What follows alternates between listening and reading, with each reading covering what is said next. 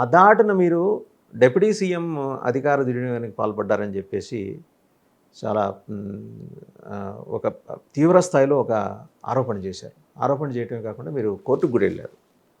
అక్కడ ఏం జరిగింది సార్ అందులో అధికార దుర్వినియోగం? ఆయన బేసిక్గా ఆయన సినిమా నటులు, స్టార్ హీరో, సినిమా తీశారు, ప్రచారానికి వెళ్ళారు, తప్పేం లేదుగా అందులో. మీకు తప్పెక్కడ కనిపించింది చెప్పండి. ఇప్పుడు అతను సినిమాలో యాక్ట్ చేయడం అన్నదానికి మాకు ఎలాంటి ఆక్షేపణ లేదు. యాక్టింగ్ అనేది ఒక ప్రొఫెషన్గా ఆయన ఎంచుకున్నారు. అది అతని fundamental right. We have no issue on that. But being a minister, cabinet minister in a state cabinet, he has a code to follow.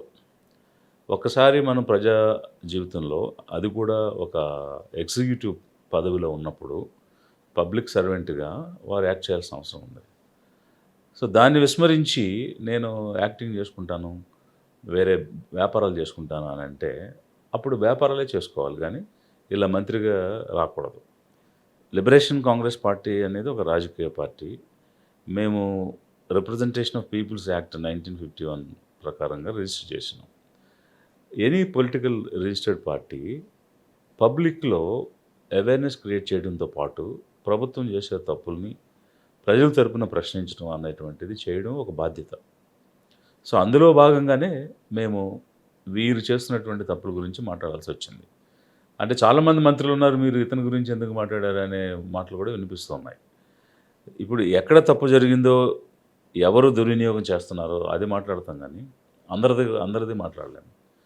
రెండో పాయింట్ ఏంటంటే, సినిమా ఇండస్ట్రీ అనే కదా ఈరోజు అంటున్నారు. నేను అదే అక్కడికి రాబోతున్నా. దివంగత ముఖ్యమంత్రి ఎన్టీఆర్ గారు ఆయన ముఖ్యమంత్రి అయిన తర్వాత మరి 1-2 సినిమాలు చేశారు ఆయన. అప్పుడు ఎంచని నేరం, అప్పుడు లేని తప్పు ఇవాళ విజయ్ కుమార్ గారికి ఎలా కనిపించింది? అదే చెప్పబోతున్నాను నేను. ఇప్పుడు సినిమా ఇండస్ట్రీ అంటున్నారు, అంతకుముందు సినిమా ఇండస్ట్రీ అనేవాళ్ళు కాదు కదా. సో ఇండస్ట్రీ అంటే ఏంటి? ఒక వ్యాపారం చేసేటువంటి సంస్థ అని అర్థం. సో సినిమాల్లో నటించడం కానీ, సినిమాల్లో చేసే ప్రతి కార్యక్రమం కూడా వ్యాపారమే. ఒక మంత్రిగా ఉండి వ్యాపారం ఎలా చేస్తాము? ఆ వ్యాపారానికి ట్యాక్స్లు కూడా కడుతున్నారు.